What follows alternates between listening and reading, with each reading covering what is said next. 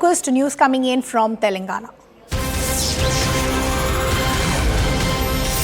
And this is in fact an exclusive conversation that we're going to play out, an exclusive conversation that CNN News 18 has had with YS Sharmila on the reason of why they decided to not contest. In fact, YS Sharmila has gone on to say, we didn't back out but supporting the Congress to avoid the splitting of votes. It was the right decision to do. I bear the legacy of YSR and many supporters wanted me to contest, but I had to make the decision for a larger interest. YS Sharmila also going on to say KCR's corruption is only getting exposed. The Congress stands a strong chance of winning, will continue to remain active in Telangana. Let's play out that exclusive conversation.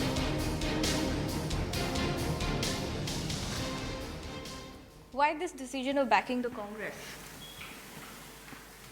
Because it's very important that KCR does not come back to power.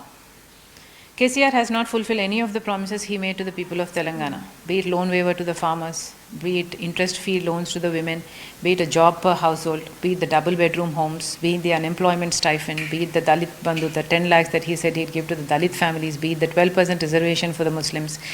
None of the promises, and more even, none of the promises were fulfilled by Mr. KCR. And apart from not fulfilling any of the promises given by himself in the past 9 years, KCR has been involved in huge amounts of corruption in the state of Telangana. There is the one project that you take, just one example that I take, is the Kaleshwaram project. It's a huge project going to the tune of 1,20,000 crores of rupees, out of which 1 lakh crore of rupees has come from the central financial institutions, which means that this money belongs to the taxpayers of India. And yet, no action has been taken against Mr. KCR, even though 70,000 crores of rupees has been siphoned off. A recent example, last year, there was an episode where the Anaram pump house was fully flooded because the flood house was not even constructed at the given height, at the stipulated height. And also the retention walls were not made of concrete.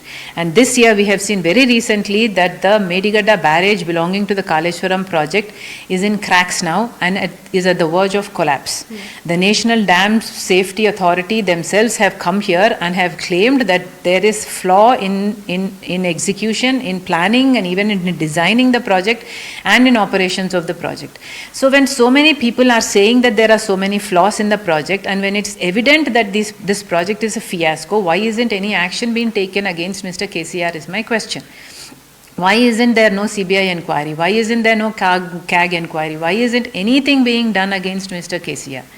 So I do not want KCR to come back to power for the sole reason that he is not a healthy option for the people of Telangana. And in order to help that, in order to make sure that KCR does not come back to power, I have decided to extend support to the Congress party that actually stands a chance of winning this Telangana Assembly election, because as it happens that I happen to be YSR's daughter, and as YSR's daughter, because YSR is a congressman, like it or not, it happens that because I bear the legacy of YSR, I tend to pull out the Congress vote share. And if that happens, if I split the Congress vote bank, Congress is not going to come back to power, because it's been established by the surveys that in more than 55 assembly constituencies, I am going to pull out considerable vote bank from the Congress, and in 20 assembly constituencies, I am actually going to help Congress lose. And I do not want to do that at this juncture, because it's very important that KCR should not come back to power. But why are you doing this favor? Because when you started off, and I remember in our multiple interactions, Rajana Rajyam was the promise you continue to have, I am sure. But why not contest independently? Why didn't you ask Congress to come to you? Because in this case, we've seen you've gone to Congress. There have been multiple back and forth, I think, over for last 4 months now. Why did you not decide to contest independently? What about the effort that you've put in? The effort that I put in is huge, massive, because I walked 3,800 kilometers highlighting the problems of the people of Telangana. I fasted more than 40 days for the unemployed youth in Telangana. The effort aside, it is a fact that YSR Telangana Party is a very young party. It's been only 2 years since we launched the party. Even our symbol is not popular yet. Of course, we stand various risks as a initial, launching party. We stand huge risk. And if we contest with the Congress, along with the Congress will have the apprehensions of, aligning with a party like ours that is small and unrecognized, still untested in Telangana. So we tried all kinds of other ways to help the Congress, but nothing else worked out, and that's why I had to make this sacrifice. So does that mean that you no longer hold any ambition to contest independently in Telangana? No, that does not mean anything like that, because it is only this particular election that we extended support to the Congress party. We have extended support to the Congress party only because we do not want KCR to come back to power, because the only thing that will happen if I split the Congress vote bank is... Well, that was YS Sharmila speaking to us here exclusively, rationalizing the decision that in fact has been taken. Now, she in fact has gone on to say that we didn't want the votes to be split, and that is why we've taken this decision. On asked that is this not going to nullify the efforts of YS Sharmila and others, she said it will not. In fact, she's also hit out at KCR, saying that the corruption that the party continues to do under KCR is only now getting exposed, I beg your pardon, and that's why they felt the need to come together, because they feel that the Congress today in fact does have a strong chance of winning in the state. So that was news coming in from Telangana. You had YS Sharmila speaking to us here at CNN News 18, who in fact has also gone on to make one thing clear, that she will stay active as far as politics of Telangana is concerned.